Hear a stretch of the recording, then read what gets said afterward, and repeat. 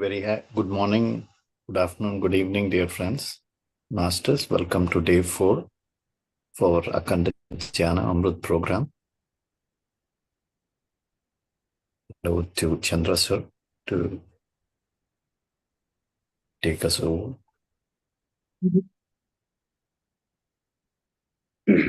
Happy morning, dear friends and masters.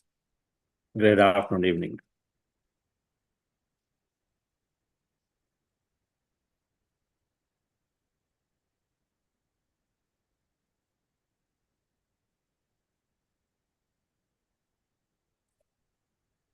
In today's meditation,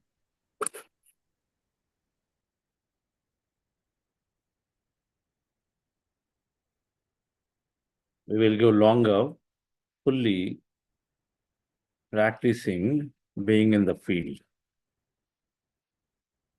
For the whole duration, we'll be practicing emptiness, emptiness, emptiness. Unlike last 3 days, we were practicing a process in between. We'll explore to be there for full 3 hours, except in the end, we will go into visualizing a future for ourselves and for everyone around us. So it's pretty simple, heart elevation process, then breath mindfulness meditation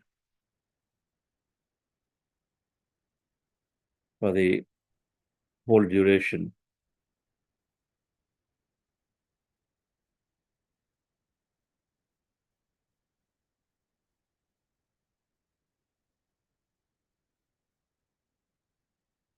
And towards the end, we are doing visualizing a future. I'm sure many of you are doing in some form of visualization or the other for manifestation.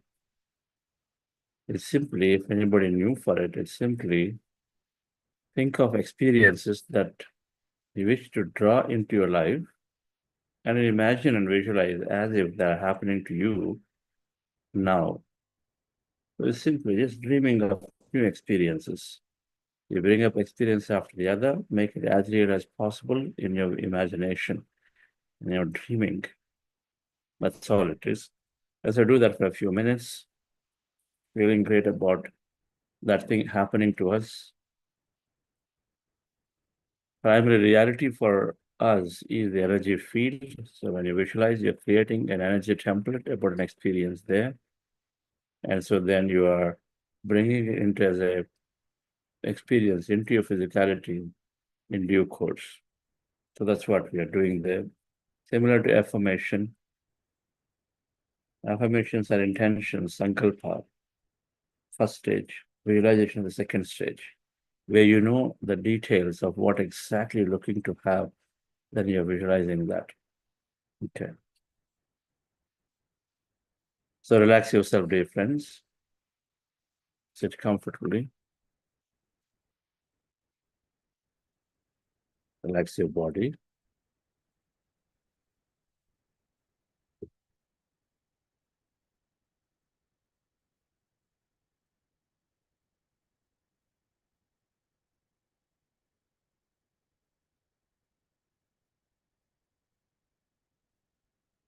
Your eyes closed.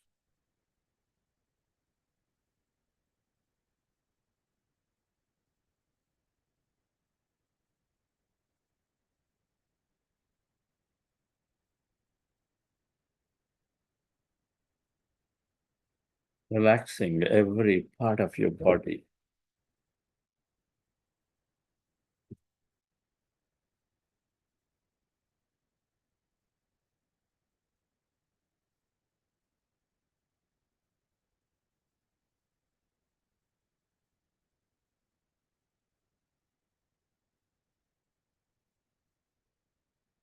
Making greater intention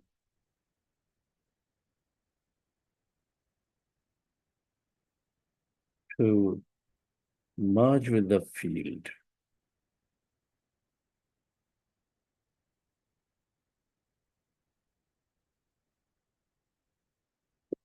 to stay connected to the field.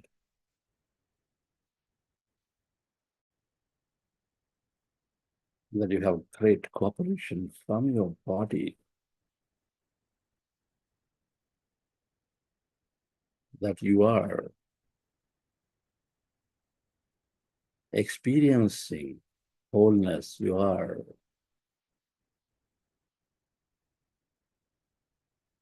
drawing healing energies, empowerment energies, that you are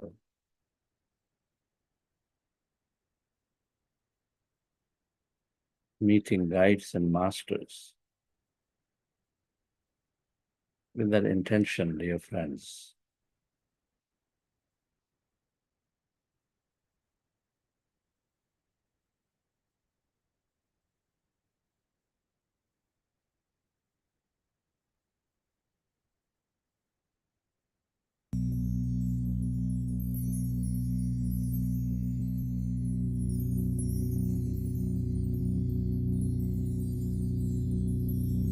the specs removed, eyes closed.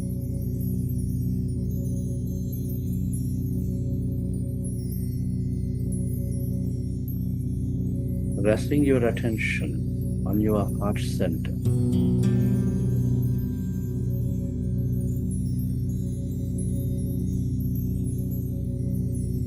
Your hands on your chest area. Connect with your sacred heart. A relaxing breath into your heart.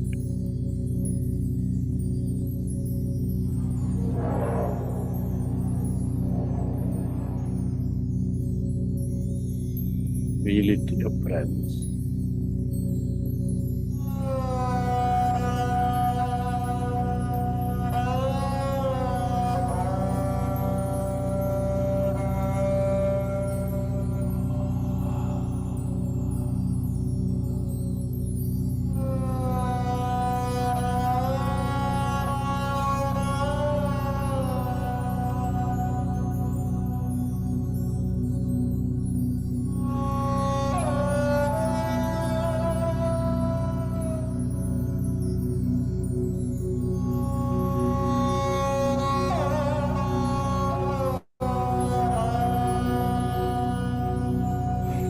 With a slow, long, relaxing breath, can you feel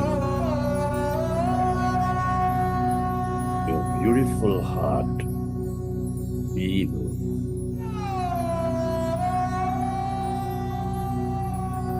the center of all emotions, nurturing all life, expanding all life. With its higher vibrations, feel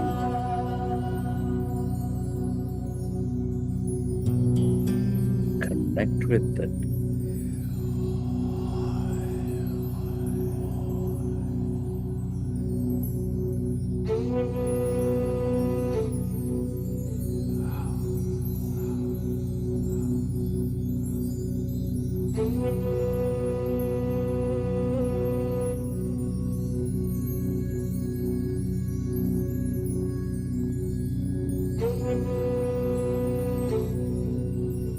Can you recollect an experience from your past, present,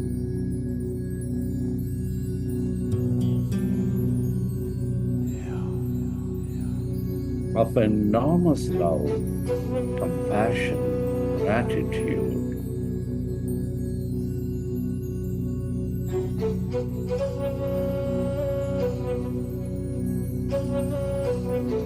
Relive that moment and feel that energy.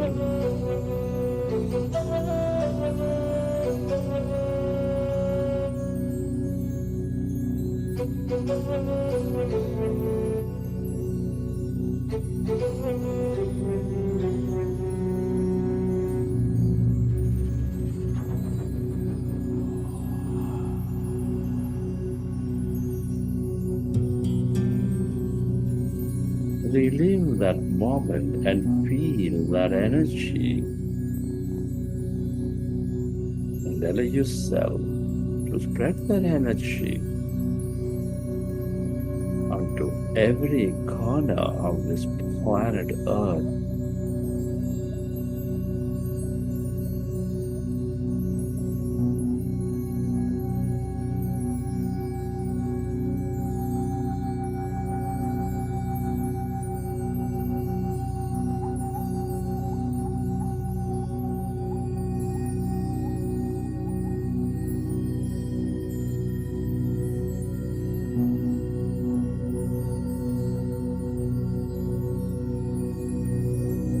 The more you experience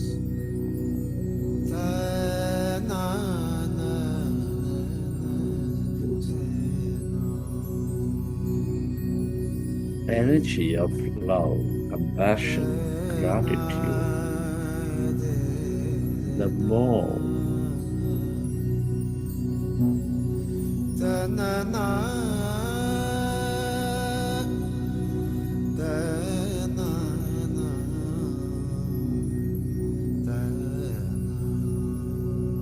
coherent you become with everything and everyone,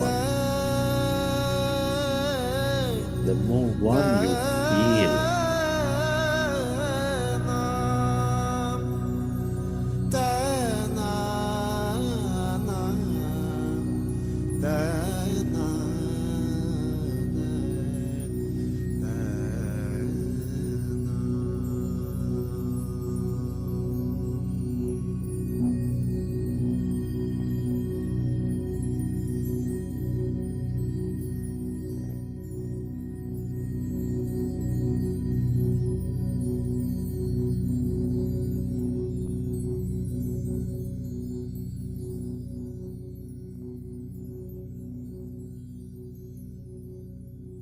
Let's go into breath mindfulness meditation.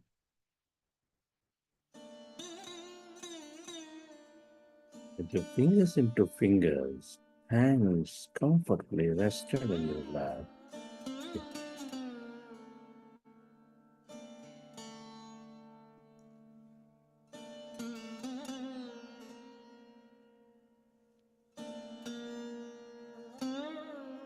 Observe your normal, natural in-breath and the out-breath of your hands.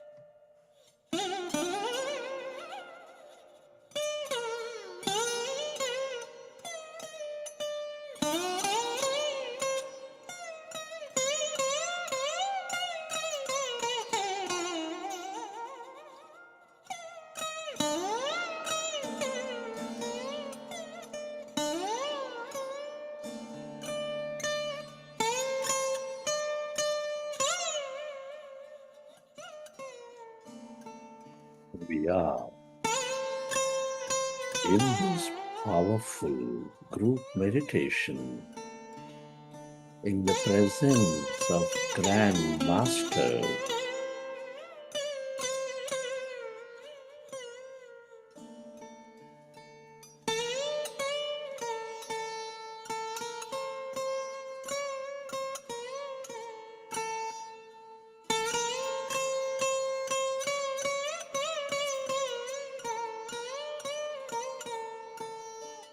Away to your breath and allow yourself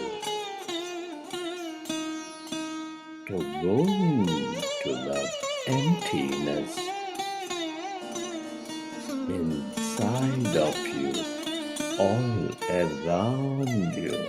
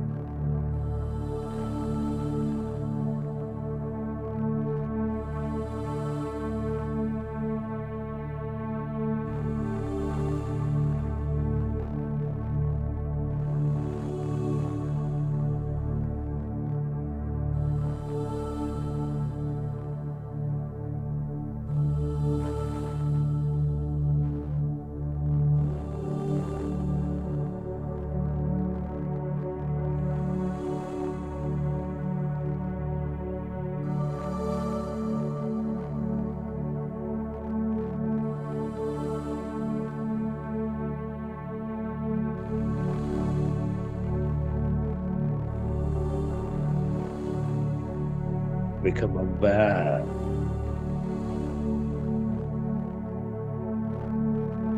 of the emptiness.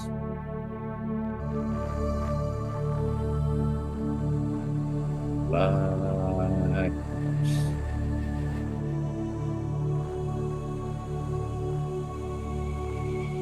As you merge into your breath,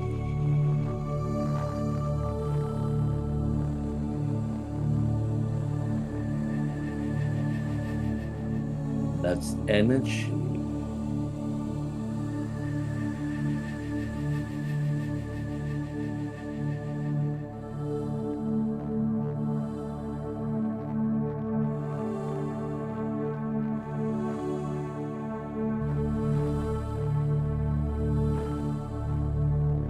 Vast, endless. Field of energy.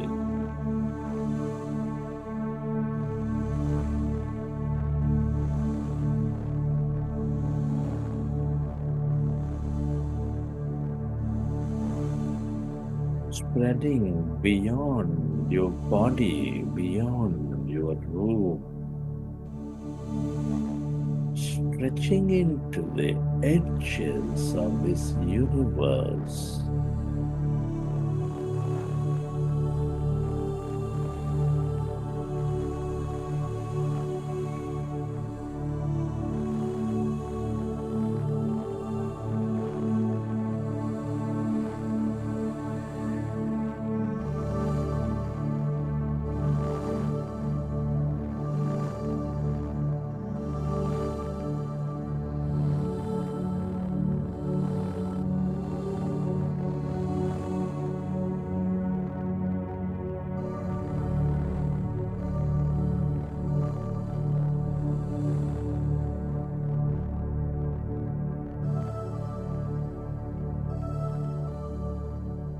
Allow yourself to experience that emptiness, that blackness.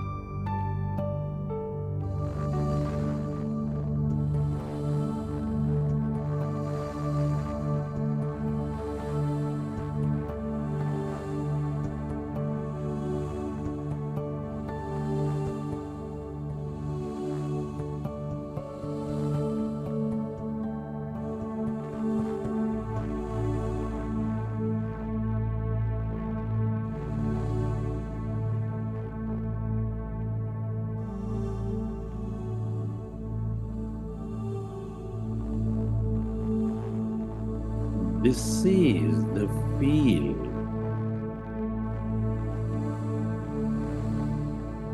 of all existence, the field of hierarchy.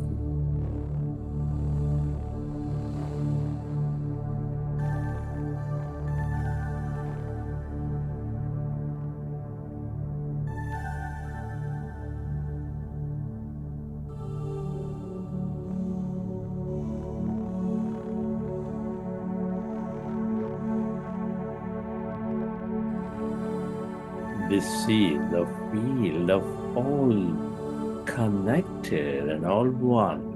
The more you are with it, the more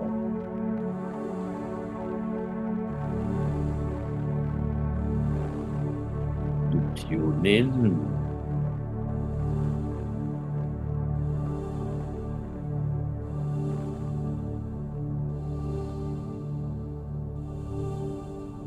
To the higher energies,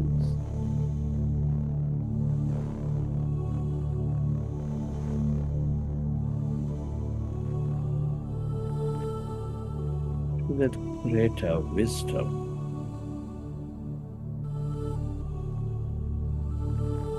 and to the inspiring will.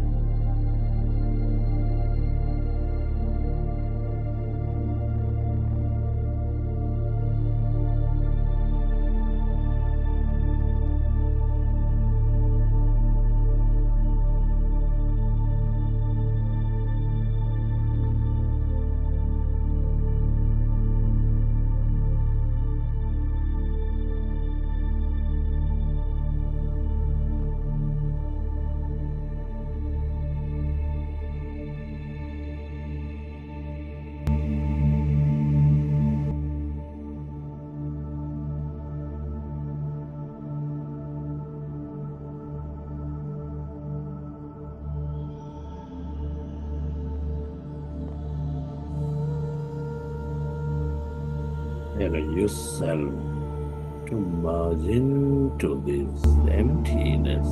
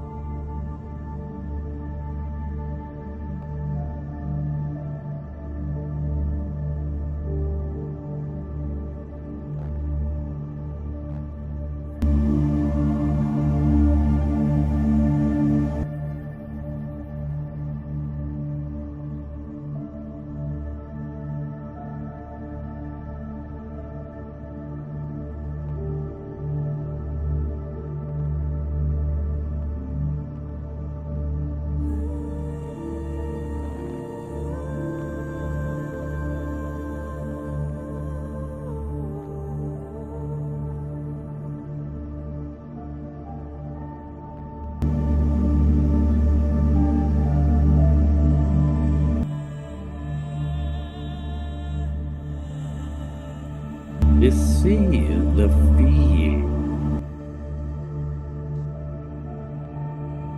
of your past, your present, your future.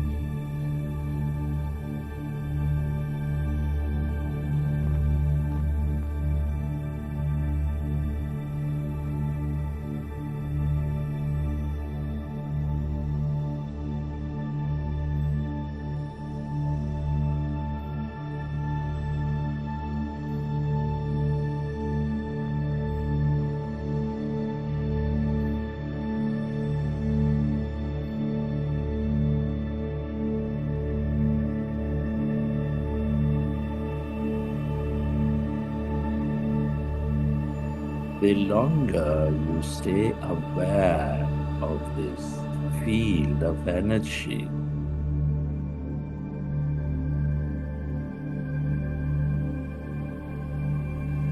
the more you recognize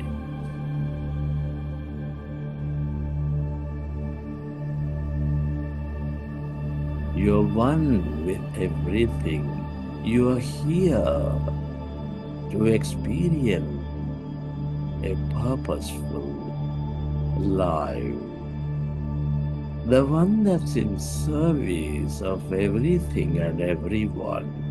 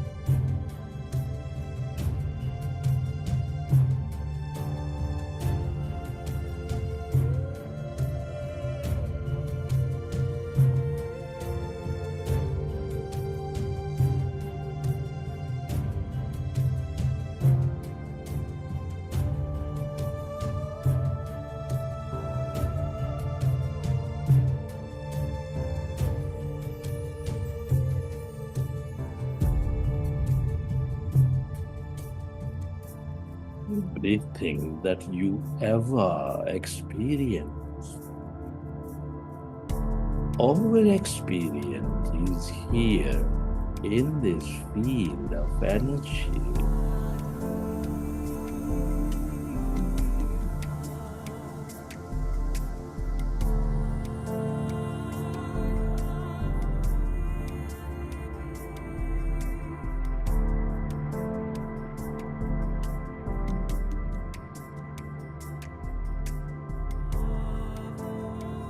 The longer you stay aware of this empty and this field of energy,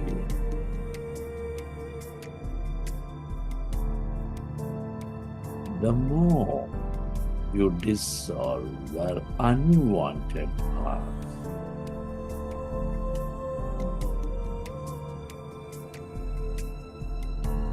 The more of your karma dissolve into the field, the more liberated you become.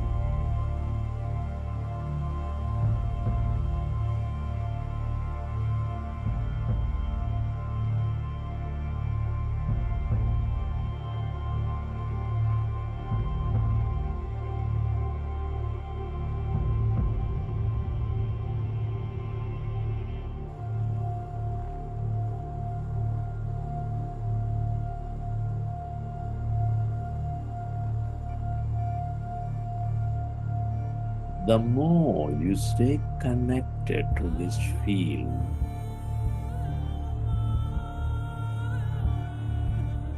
the more you dissolve yourself, the more you lose yourself,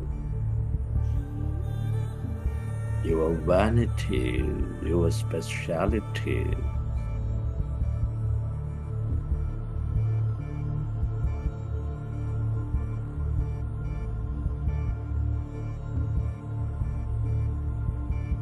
All simply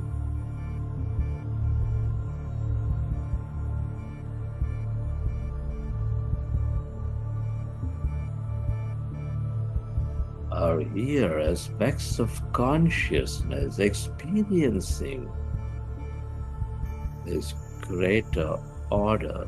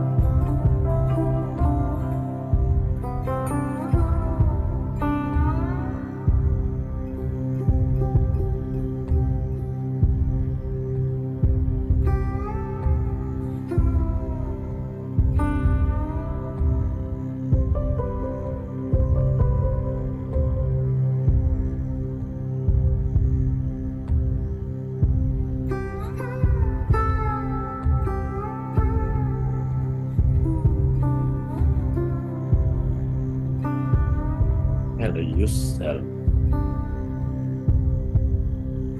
to stay connected to this field of energy,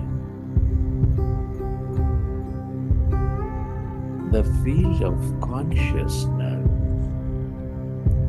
that originates, that dissolves.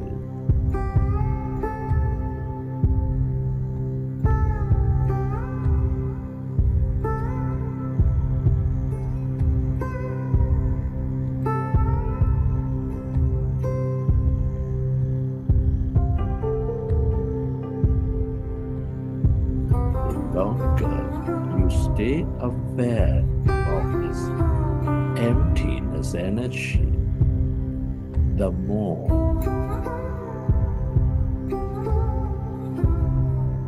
you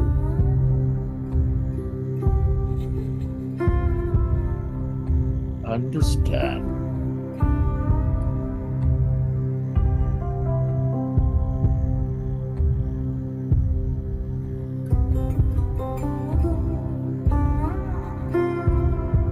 the impermanence of all things and everyone.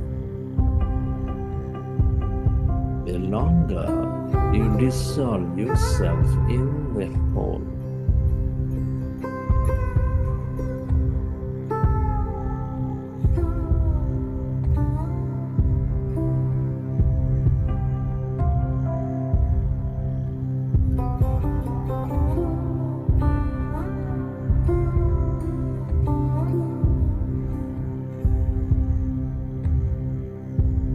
the less you feel the need to be special, the need to be separate.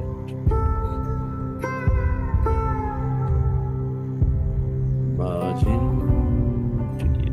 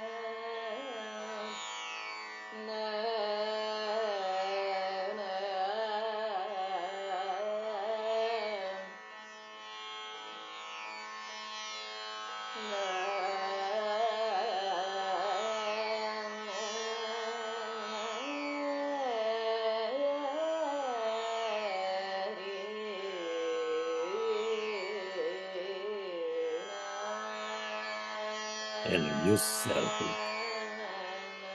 to stay merged into this field of eternity.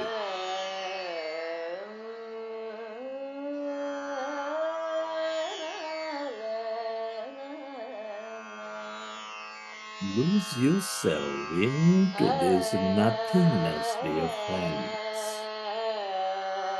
Away from your body, away from everything and everyone.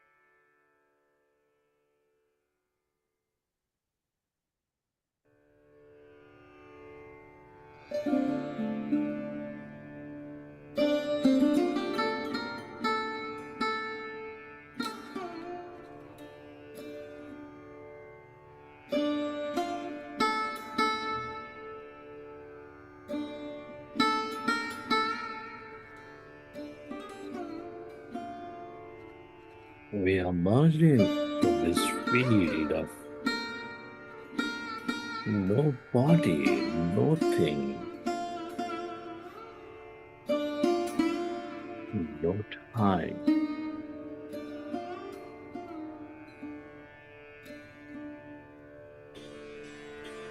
Experiencing, familiarizing ourselves, tuning it.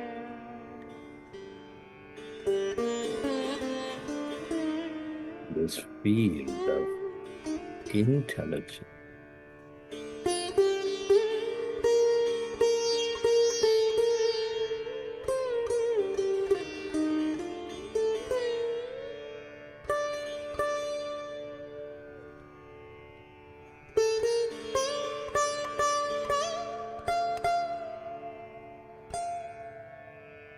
The longer you stay aware of the field, the more you become aware.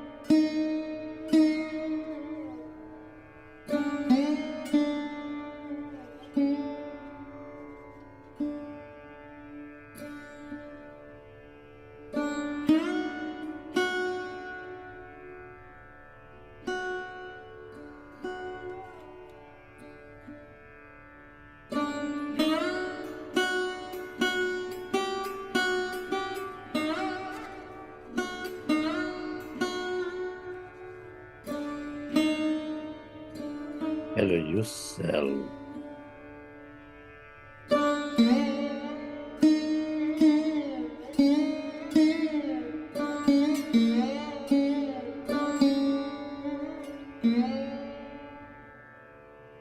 To become one with the emptiness of yourself.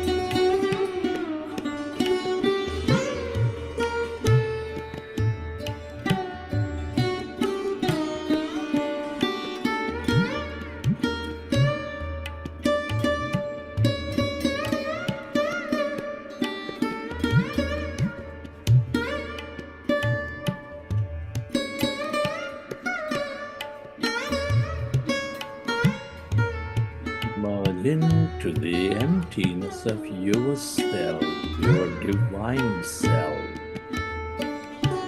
that creator of balance.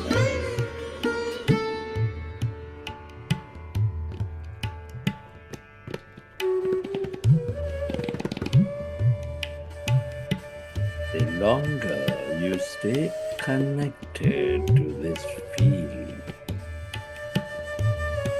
the more divine you become, the more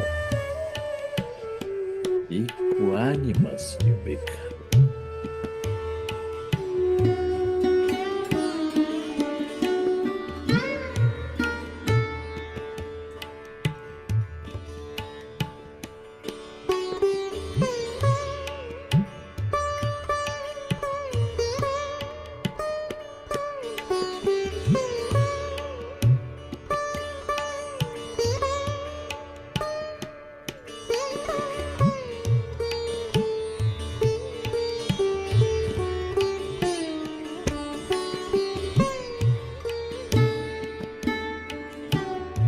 The more you stay merged into the field, the more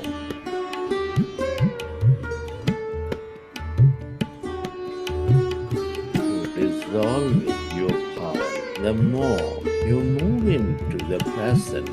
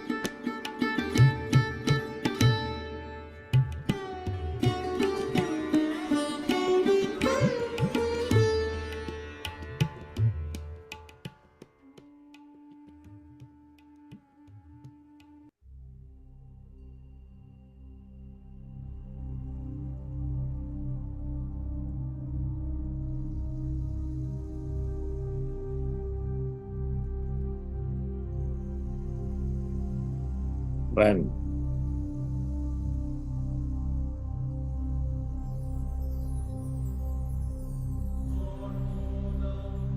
as we stayed connected with this field of possibilities, the field of all creation,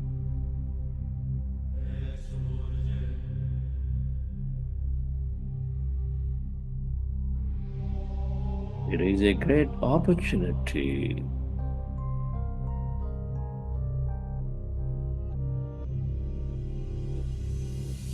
to create a new future for ourselves, for everyone, with greater intentions and imagination.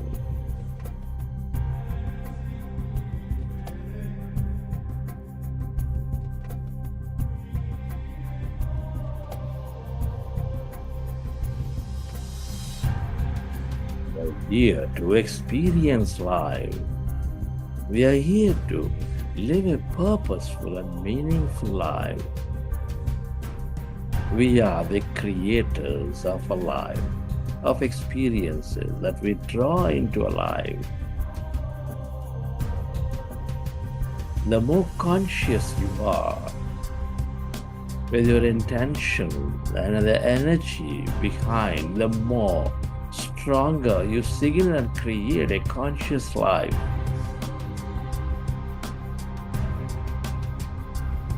Our friends, our thoughts and feelings create our outer reality. I'd like you to imagine and dream of the experiences that I wish to draw into your life.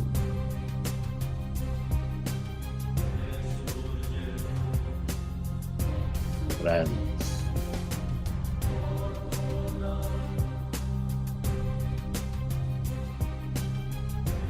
affirm your goals.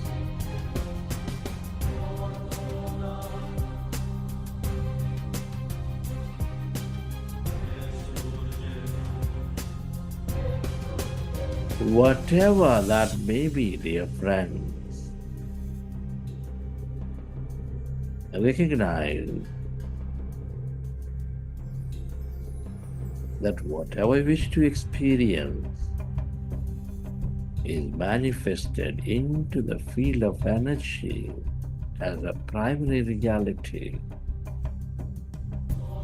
So I'd like you to imagine and dream of the experiences that live in your future as if they're happening to you now.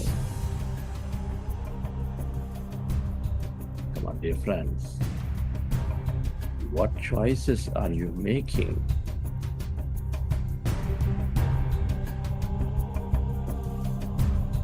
In this new life?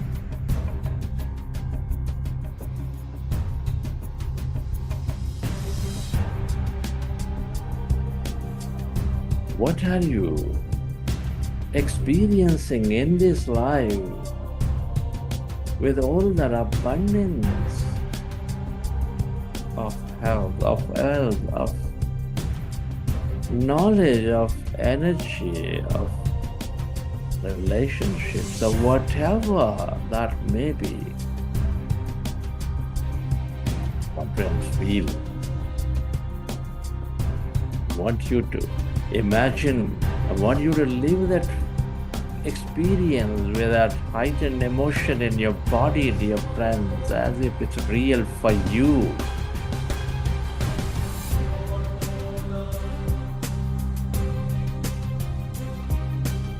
Become that co-creator. You're here creating, extending, furthering the purpose of your life. Imagine, dear friends, dream of that future. Love it.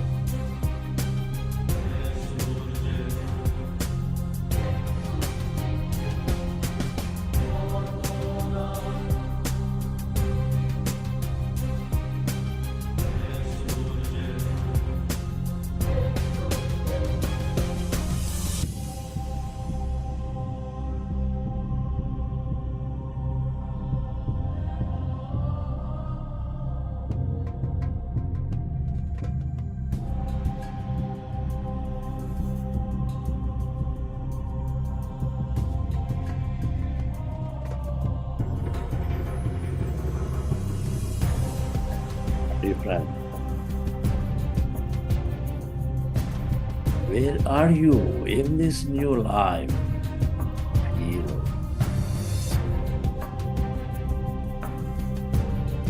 Who is around you? My dear friends, I want you to feel, I want you to imagine and dream. Let there be no doubt about your future. Whatever you emotionally embrace, dear friends, you are bringing into your physicality. Feel.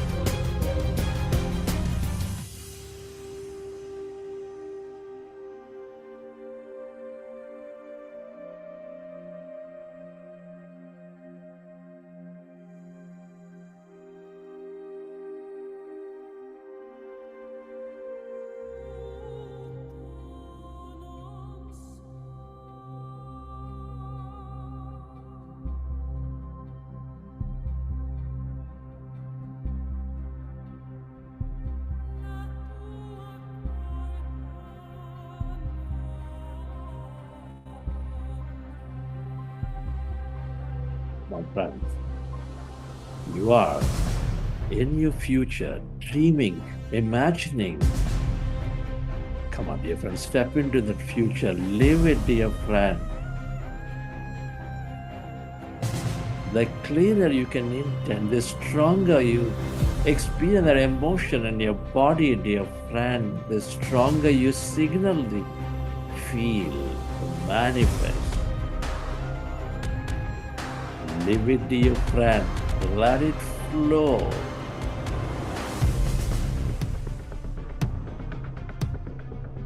Recognize you are the architect of your life. Feel. Dream, dear friends.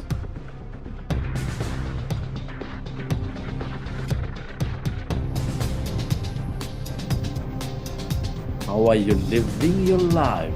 Come on, feel the joy of freedom, that confidence, that miraculousness, dear friends, feel that unlimitedness.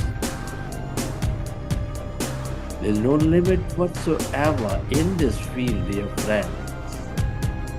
Feel it. And let this be more purposeful. Recognize you are here to experience your uniqueness in service of yourself and others. Feel. Dream, dear friends, of that elevated life. Living it, experiencing it, dear friends, richly.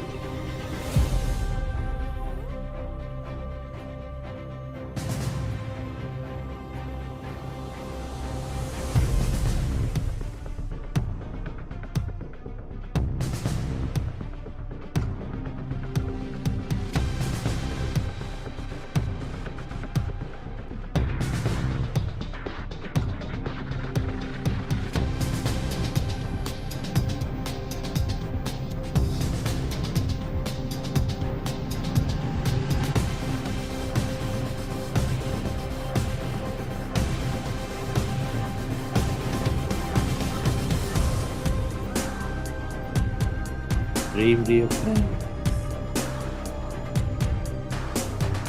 Love that life in dream future.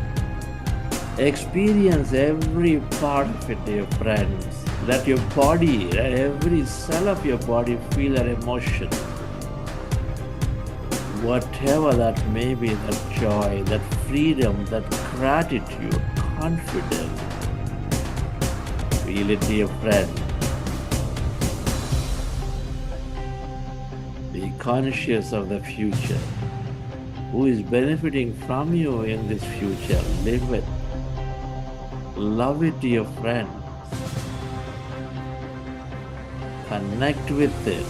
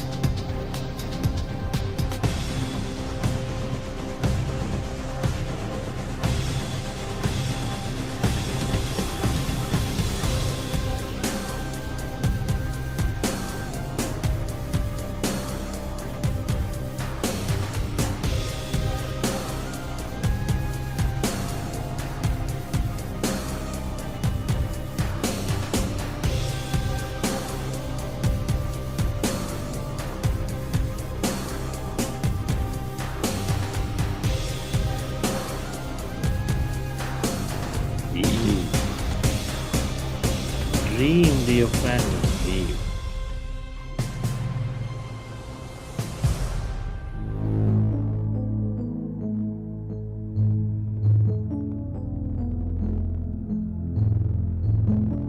Relax, dear friends. Let your body absorb those energies, every feeling, every emotion. Intention is energy. Relax. All the seeds you planted into this field of possibilities must manifest into your physicality, organized for you by this intelligent field at the right time and place. Be certain about it, let it go and surrender.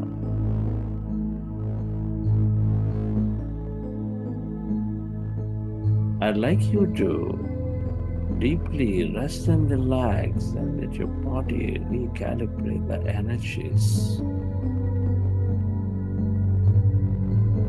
Let your subconscious reorganize itself. And I'd like you to take quick short breaths. Breathe in through your nose and breathe out through your mouth. Here you go, dear friends. Inhale, exhale, inhale, exhale, inhale, exhale, inhale, exhale, inhale, exhale, inhale, exhale, inhale, exhale, inhale, exhale, inhale, exhale, inhale, exhale, inhale, exhale, inhale, exhale, inhale, exhale, inhale, exhale, inhale, exhale, inhale, exhale, inhale, exhale, inhale. Hold your breath.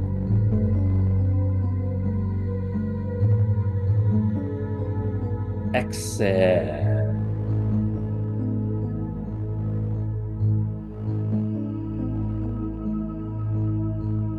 Feel that. That's energy in your brain. Feel it. Relax into it. Relax.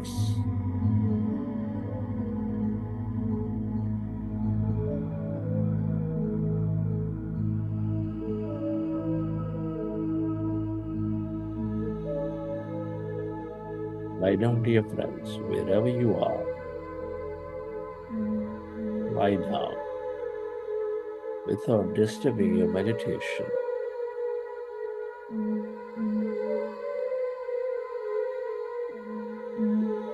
In a comfortable posture, resting your body on the floor on the mattress.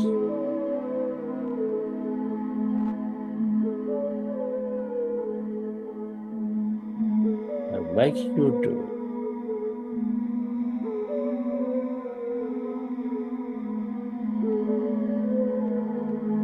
drift away, allow yourself to drift away into the infinity of this universe.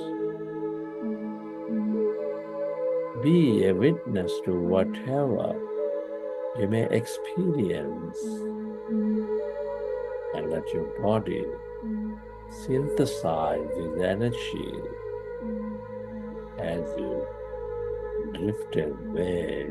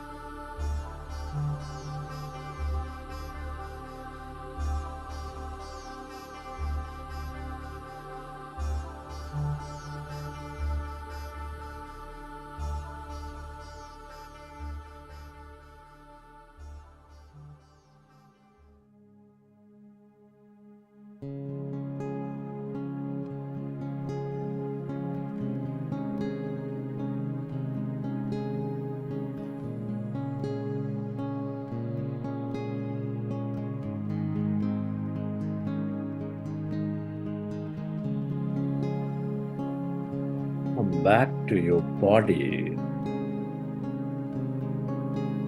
Back to your breath. Stay where you are.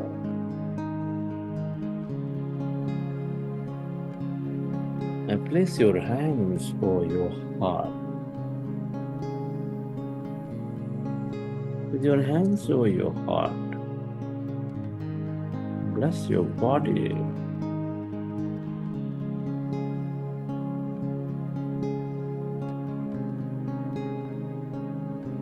The new life. Your body is your sacred temple, housing the greater power within you, that consciousness, respected and invited into this new life, guided by your new mind, reprogrammed with your higher will and imagination.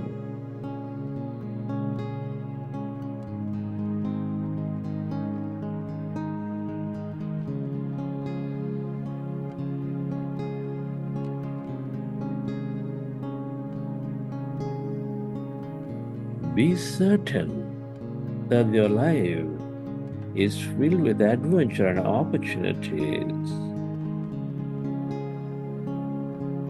As you overcame something in every meditation of the past and you allow yourself to move into a new future,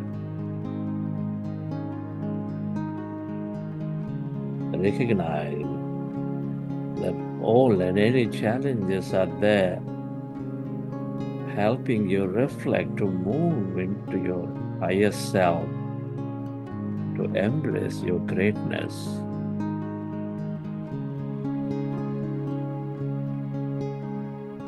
Express gratitude to all things and everyone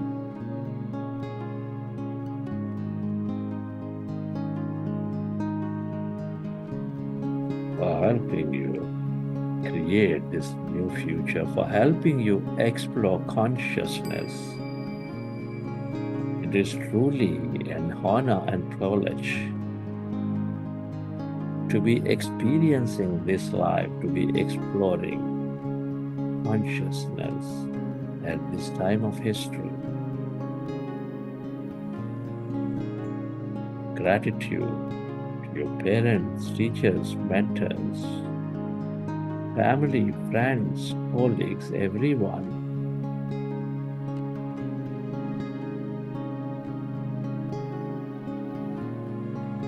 This grand nature, for the fish and the animal, to the technology, to all things, systems, governments, companies, institutes.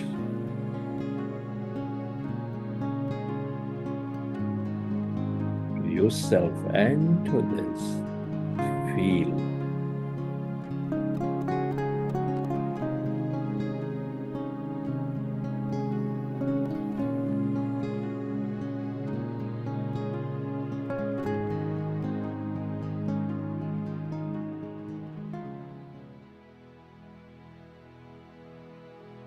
Gratitude, the ultimate state of receivership.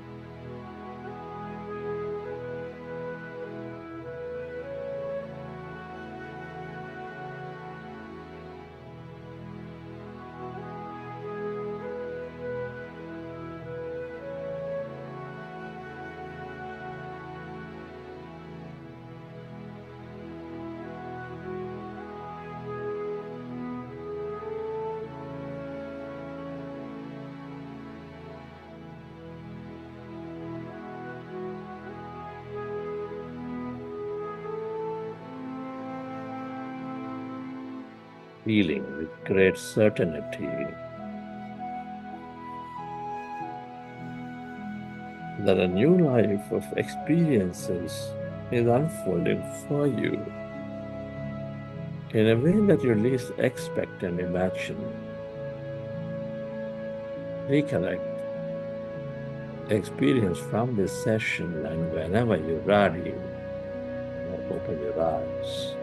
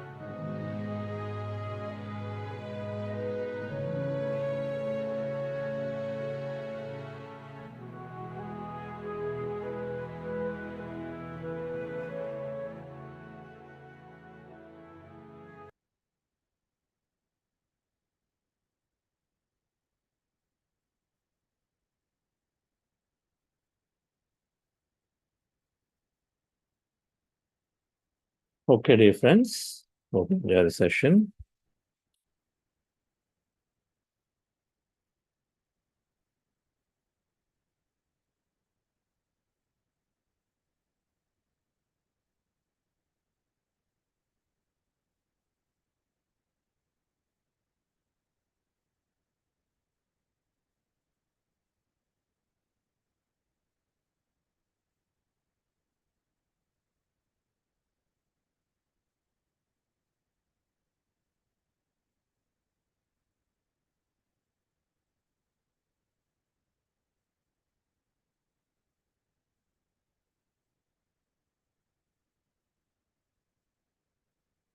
Everyone is always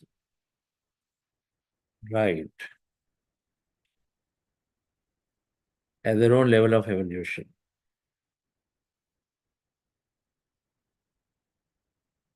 Because everything is constantly evolving, the nature is changing.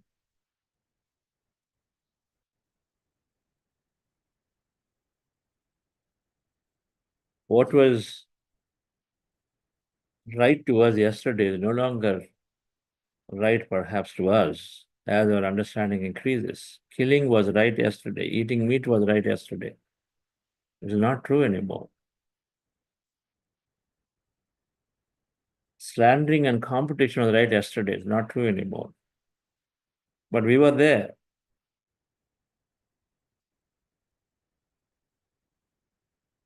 We were there in that level with practices, with experiences, we evolved, and so then we perceive life differently. So everything is transient, and so everyone and always is right at that level. Sri Krishna is right. Even though he wanted and then encouraged Arjuna to kill people, he's still right.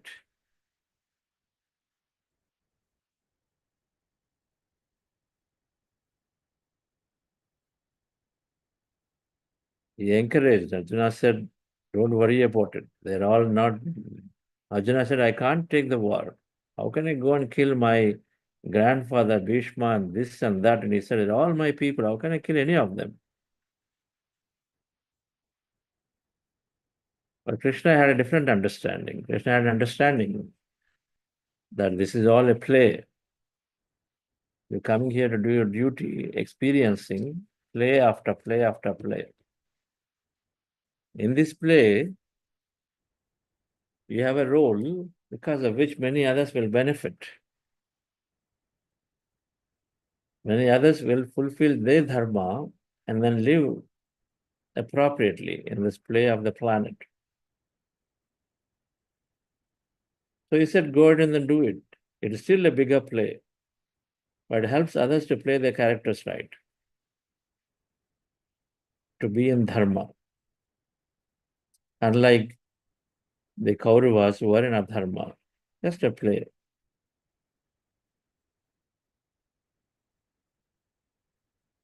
So there is a constant evolution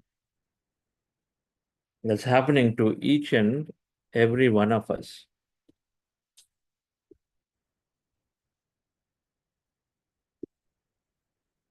And so to the spiritual understanding is that we're not judging, and so we're only witnessing.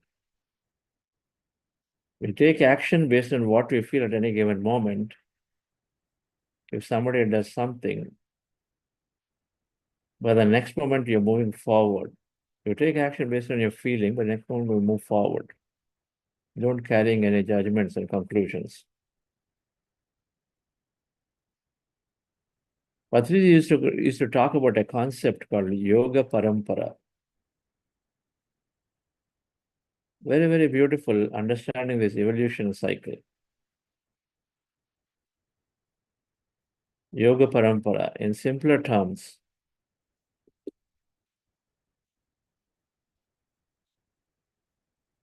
yoga means union, which we know, to be one with something. So then we do here, Dhyana yoga means you are union with Dhyana. You do a lot of meditation. Jnana yoga means you are union with Jnana. You acquire a lot of knowledge and wisdom. Read, listen.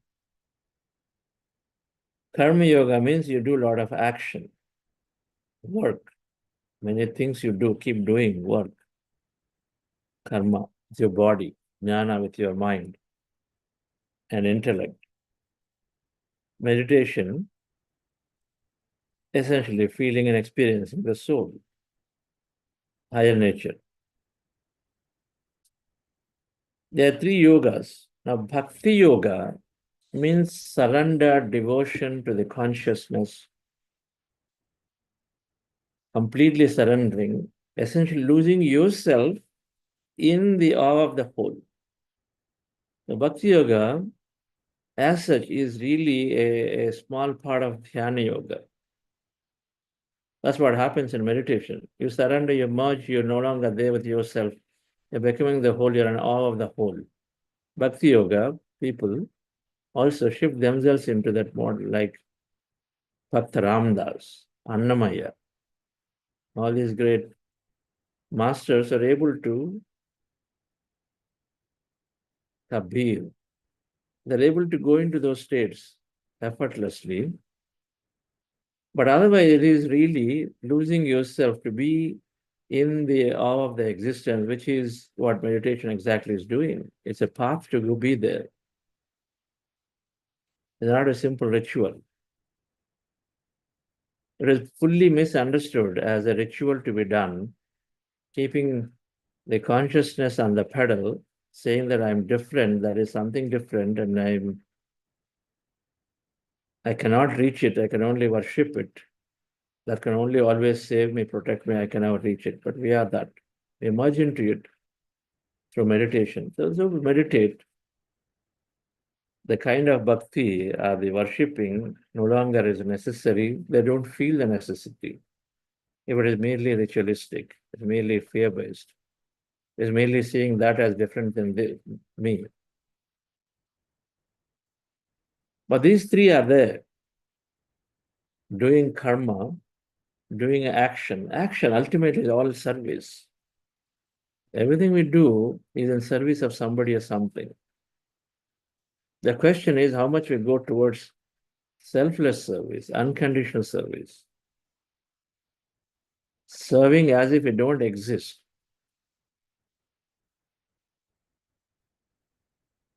So there is karma, there is jnana, there is dhyana, three things.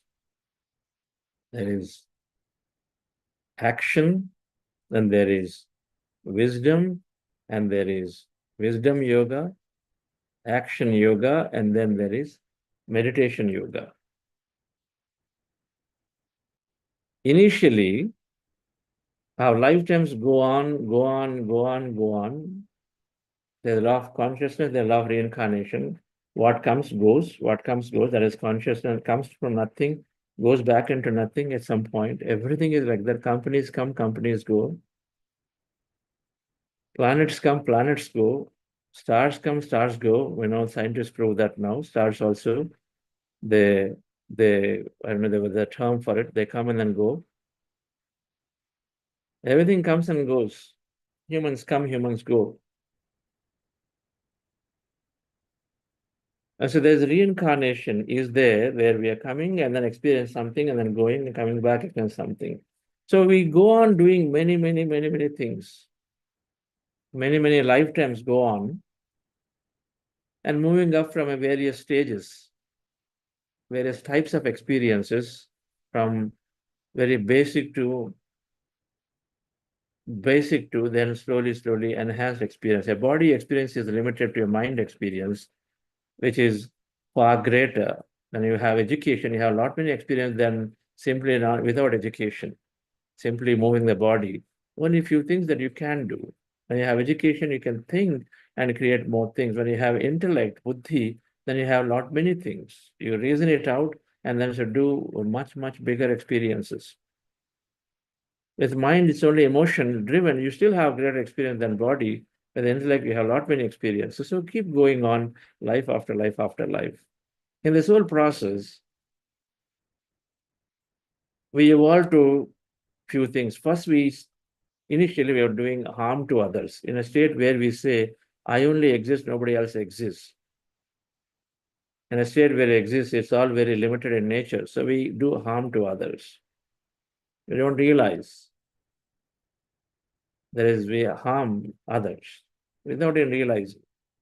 A businessman manipulating somebody is still harming somebody. They don't even realize it because it's nature. They feel I just have to get it. That's all. A manager does not realize, very, very passionate about his pursuit of goals. He does not bother and then put people of his subordinates to greatest difficulties. He doesn't care because it's his nature. He used to just go and then acquire what he wants. Let alone forget about killing and harming and physical hurting, all that is there. So initially it's about harming. In the evolution, we harm, and then slowly, a period of time. And we also hear, you don't have to do good, but don't harm others. So we come to that state. We come to a state we don't harm others, but we not necessarily do good. And a few experiences, lifetimes go about just living a life where we don't harm others, we're not necessarily doing helping either. We're only taking care of ourselves, still better than the previous stage of life. So it's all karma yoga. We're doing. We come here to experience life or go on doing, without necessarily even contemplating and thinking that it's happening slowly. It's happening slowly. With experience, we learn. There's no direct jnana yoga, there's no direct learning. With experience, we're learning. Oh, every time I harm, they're saying, they're pleading, they're feeling bad, they're coming and then pleading to me. So maybe there is something I can do by not doing it. So we slowly change to not harm others. We're learning through experience, not necessarily through jnana yoga, learning, putting our mind faculties, intellect faculties to reason out and understand it, not with meditation at all. There's no meditation only there. Meditation gives a direct experience of connection, which will help us to suddenly drop all violence, but it's not there. So we do a lot of karma. It's called karma yoga, part one, before meditation, before these other yogas, where we are simply doing karma, life after life after life, going from into four stages. One, doing harm and hurt, to no harm and hurt, your neutral state. And from there, slowly, we start seeing helping others, doing good to others. We won't a state where we do good to others. Somebody doesn't have eyes, I'll donate, I'll give eyes. Somebody doesn't have something to, they're walking, so I give a cycle to them. I support them education so that they get to same level as what I do. I'm earning a lot of money in computers, I'll give them some computer education. Do good to others. I became a Rotarian, I became a Lions member, I became this, I became that. So a few lifetimes go simply in helping others because we simply realize that that is giving us greater experience. We feel good. Karma Yoga still, part one. But we're doing with a lot of expectation there. Oh, I'm feeling good, but I'm also helping them. So it is a good thing to do. So they'll also help me. I do good, they do good to me. There's a lot of expectation there.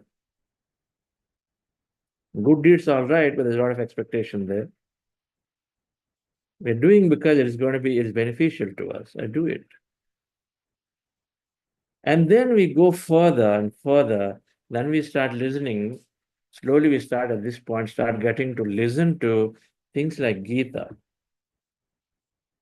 Bhagavad Gita, scriptures. We come into play, the scriptures come into play. We hear all kinds of stories how people are doing things without expectation. It's called Nishkama Karma. We are going to the next state where we're trying to do things without expectation. Because expectation is still giving me problems, giving me suffering. I know that. The wife is telling husband, and husband is telling wife, I did so many things you don't even know which basically what I want. Expectation. We're doing it conditionally. The mother is holding the child. I raised you, and you did so many, you don't even bother to give me this. Holding on emotionally.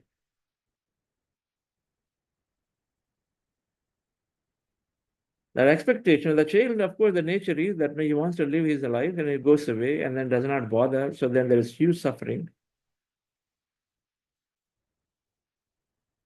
And so then we reason it out and then we're trying to do things without expectation. We do because we are joyful about doing. Somewhere we find that happiness. That's the nature. Our nature is to help others because we are naturally connected. Help others is who? Help ourselves. We've heard this again and again. And so then we move towards Nishkama Karma.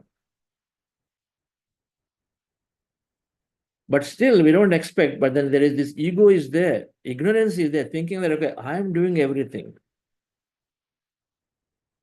I'm doing everything. So that ego self is there. Identity is there. Nobody needs to do anything to me because I got everything, but identity is there. And ego self is that I'm doing it. And slowly, slowly, we move towards dropping ourselves from there and doing. We simply are doing without me there. We come to that understanding to that who is doing to whom. But however, harming, not doing, non-harming, doing good without expectation. Now, when we come to doing good without expectation, it is not that easy. This is when we move into Jnana Yoga. The Jnana Yoga part one is telling that yes, you're doing good, but you know what? Everything is very impermanent. So don't try to feed, don't try to think that no, you're doing good and so it's going to last permanently. So all this permanence, impermanence, you are listening to Bhagavad Gita, you're doing a lot of these scriptures, good lectures, this and that is coming. It's called Jnana Yoga, where you start listening to them. You listen to them, but you don't follow anything there at all, any of that at all. You listen, go on, listen to the whole lifetime. My home also, in the childhood, used to have every day Bhagavad Gita used to play. Everywhere where there is a death, there is Bhagavad Gita playing and record. When there is a death, there is a Bhagavad Gita plays, but nobody cares a hoot about what is being said there. The next moment, it's all normal. Life goes on. But that's because we are in this phase two where we are coming to this jnana. When the moment we're reflecting upon in the Karma Yoga one, reflecting upon, I'm doing so many things, somewhere something is not right. You reflect upon it, then we get into Jnana Yoga. Things come to us. We start learning higher wisdom. Lifetimes go on listening and listening and listening. And again, there are four stages. Shravanam. That means you first go on listening, listening, listening, listening. Then Mananam. Then we keep recollecting. Doing is a learning, doing, being concept. Learning, doing, being concept. So we go on listening for lifetimes. Then slowly, slowly, we implement. We get into meditation. We go on listening, listening, listening. Well, now, 10 years later, another 10 years later, and then somewhere we hold on to it and do it. It is okay. That's how its evolution is. We go to listen for many, many years, many, many lifetimes. And that's why when it's very, very ignorant person is saying, oh, you listen Bhagavad Gita, you don't follow. Very stupid of that person to say those comments. because they're just going through their life evolution where the only thing they're going to do in this lifetime is to listen. That's all. They're not going to implement any of it. So be it. That was us. We were there like that. And so the Jnana Yoga part one is where we are listening to do good, to let go of impermanent things and then move to permanent. So we are listening, Shravanam, learning, Mananam, keep on recollecting means, by doing you recollect, and then Nididhyasa, then you slowly become. Now, this is the time then you are learning many aspects, you're practicing many things. You're practicing, you say, okay, I should go, and then there is some intelligent force is there, the power is there. So then I devote, I go into bhakti, I worship, then I go into japa, tapa, and all of them I keep doing to know different things. But eventually I come into dhyana meditation.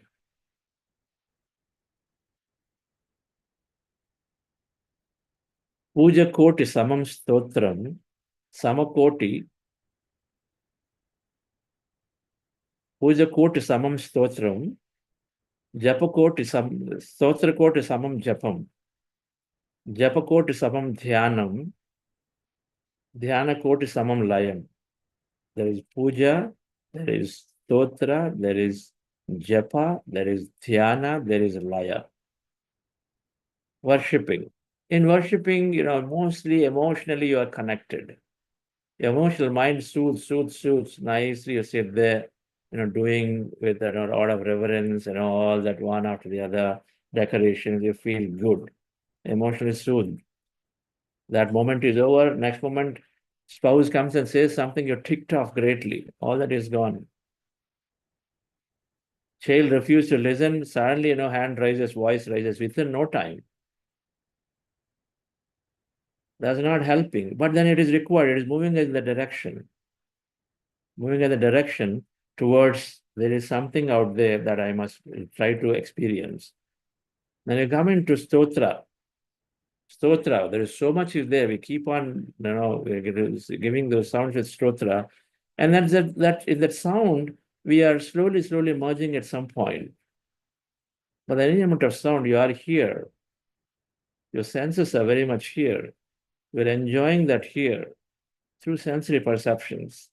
They have to completely go. At some point in deep stotra, you let go of yourself. Like any mindfulness activity, you let go of yourself. You go into the flow. We know that. Even a jogger, a runner will at some point forget himself or herself. It does happen in stotra. But koti stotra, that means a crore. That means how many million? 100 million. Was it 100 million? Maybe 10 million. I don't know. Kiran should tell. Koti stotra is equal to one japa. That is a shloka. I'm not cooking up. Koti stotra is equal to one japa. Now, japa is now, there's no more sound here, and you're taking beads, and then you're counting something, 1, 2. It's all happening in the mind. Sound is dropped now. Sound is dropped. But absolutely they're doing this. And of course, you're developing intense amount of concentration, which is basis for meditation, by the way. If you want to be there, in the merge with the field, then we must have that heightened amount of concentration. So we prepare ourselves for meditation through this japa. We do a lot of puja. From there, we come to stotra, we come to japa. Then koti japa is one dhyana, come to meditation, where there's no counting. All mind activity ceases. So that's when we come into dhyana yoga. So from Jnana Yoga, where we are experimenting many things there, where we are Karma Yoga, Jnana Yoga, where we shift between Karma Yoga part 1, Jnana Yoga part 1, we're shifting, we're doing, while, we've done many things, we're no harm anymore, start doing good, but that good also causing us feel bad, we're sometimes suffering, and because you have to go Nishkama Karma without expectation. How do I do this expectation? Then I know the bigger truth that I'm much bigger than this, so let me not hold on to somebody's recognition, praise, this and that. For that, I need to understand bigger knowledge. And so this is where I'm doing the puja in pursuit of the higher the japa, the stotra, the japa, in that order, and then come to meditation. We come to Dhyana Yoga. We will evolve. So nobody is wrong in where they are. Everybody is right. Because simply we're evolving from stage after stage after stage. As I come to Dhyana Yoga, then we start experiencing. And of course, here also, we go through various techniques of Dhyana. But at least there, you have a shortcut here. You know that mind has to be emptied. Techniques are there. And object concentration. But the concentration is developed before through intense amount of japa. And so sit down and are able to go into it. But some are not able to go at all. In the level of evolution, some may be finding themselves at a different stage. They still may be in Jnana Yoga Part 1, still figuring out different things. Some are intensely hurting and then doing many things, still maybe Karma Yoga Part 1. What to do? We're just walking the path ahead, that's all. We are there crossing everything. And so then when you come to Dhyana Yoga, when you experience the whole, when you start recognizing that you're no longer just this, you are that, the direct first-hand experience is there. You are experiencing the Sri Krishna's Vishwarupa, that light is engulfed you. You know that is not your imagination. You know that is something deep. You're just, tears are rolling down. You feel so powerful, overwhelmed that emotion, because for the first time, you went home, you merged with yourself. It is so powerful. Once you have that experience, then the moment we have that experience, Dhyana Yoga, the moment it happened, we move into Jnana Yoga Part 2, Wisdom Yoga Part 2. Now suddenly, our approach to what we learn changes. It is no longer passive listening of Bhagavad Gita. It is no longer accidental stepping into some Ramayana, this or that. It's no longer with a fear or no, because it is good, I do. It's no longer that. It is like the curious mind and say, wow, this is something out there. I must explore what this is to the end. And so Jnana Yoga Part 2 is mined with intense amount of reading, intense amount of listening, intense exploration, going here, there. They say, Sabrimala, something is there. We go there and experience that energy. They say the Tirupati temple, Lord Venkatesh are there meditating for 1,000 years below, right? That spot. That's why vibration is there. I want to go and experience it. Oh, this master spoke about it. I'll go and then read that master. Listen to this, listen to that.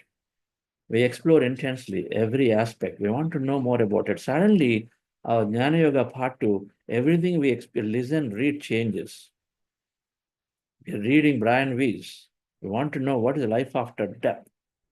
Really, reincarnation exists? Because we experience something profound, we want to know its nature. So everything we read before is changes completely different. In Jnana Yoga Part 2, when you experience the whole, it's not possible to not know more about it. So we are moved into doing in this Jnana Yoga Part 2. We're not surprised to us when meditators say, now I can't believe that I'm reading so many books and my life is full of books now, full of masters. I explore every part of it. I can't believe I was something else before, but now I'm totally different. No surprise, it is bound to happen. We are in this Jnana Yoga Part 2, where we are completely reading and knowing about the greater truths. Now, what happens? Anything you learn, that has to come into action, implement. That's when you move into Karma Yoga Part 2. Karma Yoga Part 1, it was done as human, as body. Okay, it is good.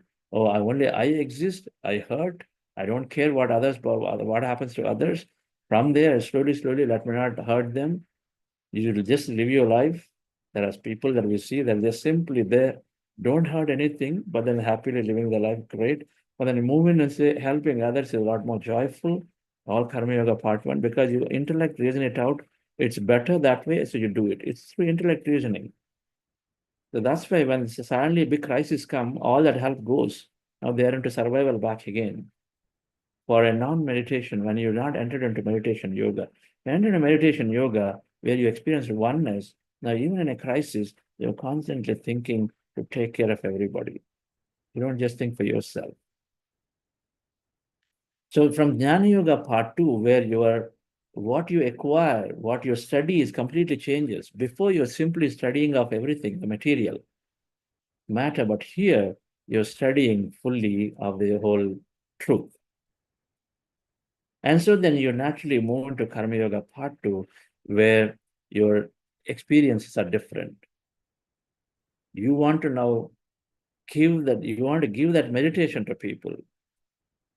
Sometimes parents, when they don't understand children, say, you've gone crazy. Children don't understand parents, they say, you've gone crazy. Why are you going on calling people and telling them about meditation? They don't know the joy that you're experiencing. There are so many people in PSS movement, they go door to door. The people will say, what, you don't have any work or what? Jobless people, why are you coming and knocking on my door? They don't mind, because they experience something profound that can only be understood by those who are in Karma Yoga Part 2. You can't explain, understand when you call somebody and say meditate. You pursue them and say meditate. They snub you and you still say meditate. Because in Karma Yoga Part 2, where you know this is the way of life, this is what you want to give, this is what you want to see on everybody's face. You are in this unconditional service. Your actions are always compassionately doing it. You no longer you don't perceive competition. All that, the spiritual scientific mindset is there. And so all your actions are in Karma Yoga Part 2 is about greater good, or about expanding life. You never thought about Himalayas. Now you are only planning every year 2 times Himalaya trip. You are definitely making time to go to those parks, do those treks, and then just stay by yourself in that lake and meditate in nature. You want to take time, you will do it. You're not even bothered about for years, but I suddenly do this now. So Dhyana Yoga to Dhyana Yoga Part 2, where what we read, what we learn changes completely to Karma Yoga Part 2, where we are absolutely dedicated for the service of consciousness to know more about ourselves. We are fully dedicated for the service. That's why every meditator, when they come in, by default, they're moving into the Jnana Yoga to Karma Yoga, where they can't but not give this to others. It's bound to happen in due course. If it not happen, it's bound to happen in due course. Now, take all of this as, of course, not in limited time frame. They can happen over a lifetime. I might be just practicing meditation, and I step in a little bit of Jnana Yoga, but I come back to meditation. The whole lifetime, practice it before I find myself to be intensely reading all the books. It's okay. It's okay. My next lifetime is when I probably read books like Patriji. It's okay. We simply recognize and we simply allow, and then others also to be where they are when we understand the path and progress that are happening to each and one of us. And it is okay if I'm not able to go into full service the way Patriji has done, but that's okay. I'm caring the way I am. I'll give some time. I know this is the way of life, but I do it, but then sometimes I fall back. It's okay. Knowing that eventually I'm going to go there because that's the path. It's as natural that a seed is growing and then it goes grow a big tree, and then at some point it's going to change, and a baby is born. It's not natural. Baby is going to grow. But the difficulty with intelligence, non-intelligence is based on what they learn in the environment. What they're going to grow is the same thing, that we are going to move in to a different evolution, right? It gives us a path, and it gives us a path to say, who do I hold on to? What do I change my environment to? The path is set. It's up to us where we want to be. Still want to go back to the old self, hold on to the old things, or go into the newer thing. I was reading fiction, I was reading this and that differently, but now there are so many Richard Bach books are there, Dolores Cannon books are there. Should I be reading these now? As opposed to the same thing I read as a scripture because somebody told me I have to read again and again and again without even understanding what that meant. I don't understand the slokas. I don't understand Sanskrit. I don't understand the difficult language. Should I be continuing to read just because it's asked, by heart them and recite them? What good it is for? If there is something that is rightly there, Swami Rama, so much scientific explanation of yoga, pranayama, and then meditation. Beautifully explained in the book Royal Path. We read that now. Quickly distinguish the benefit of meditation over simple body yoga versus pranayama, and then just jump into meditation, hold on to Raja Yoga, right? So we decide, what do I want to do? What company I want to set in as we understand the paths of evolution, where Karma Yoga Part 1, first, we all can tell Karma Yoga Part 1. Then we come to Jnana Yoga Part 1, where we are learning about consciousness. We're beginning to learn a little bit of consciousness. That there is something higher than us. That's the understanding. There's something higher than us. Higher than me, I'm separate. And that is there a little far away. In Jnana Yoga Part 1, that is the understanding we imparted. I'm a lesser mortal. I never can be there. But Jnana Yoga Part 1, but at least it moves us towards that concept, that there is something bigger. It moves us towards the concept. That's what religion moved everybody to, right? And from there, we move to Dhyana Yoga, where we experience that as us. And so the moment we experience, we're so empowered, then we move into Jnana Yoga Part 2, where we read and explore everything about it, become and know more and more of it, and then move into Karma Yoga Part 2, where all our actions are about creating a golden planet. All our actions are about seeing everybody evolves to that. All our actions are deep joy and enjoyment, purposeful. Everything becomes very purposeful and meaningful. We won't do if it's not purposeful at all. We not even move a needle if we don't recognize that it's got value. That's how we will become very impeccable with everything we do, because we become consciousness. Thank you, dear friends, for joining, for understanding this important concept. Of course, these are explained in various ways. If you read Theosophical Society's books, the little complex words are used in understanding. And the scriptures also, in some level, they are there. And Patrizi always allows, because he puts this great model and makes it easy to understand this in a perspective, so that it helps us to move into higher experience, right? Move us into a higher experience, so we know what to do. That gives us a path, gives more clarity.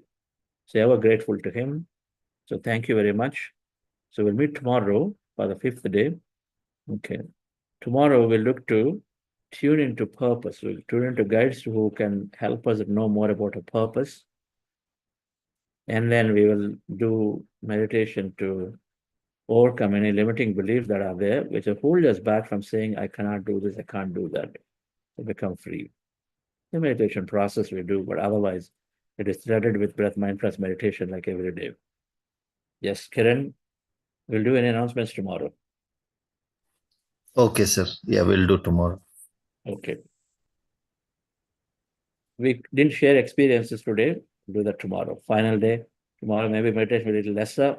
And so that I really look for all of you, because I know some of you are going through some deep experiences. We just not come out. Please come out tomorrow and share. Okay. Thank you. We'll have a good half an hour for sharing. Thank you all.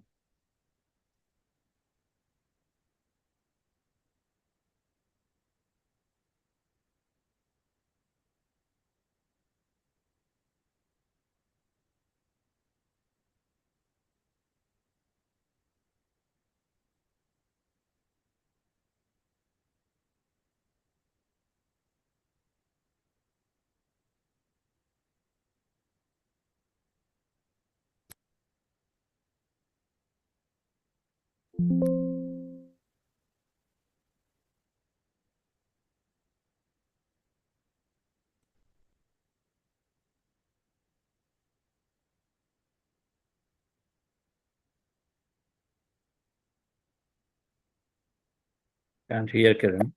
We're playing. Oh, yes, sir. I'm playing.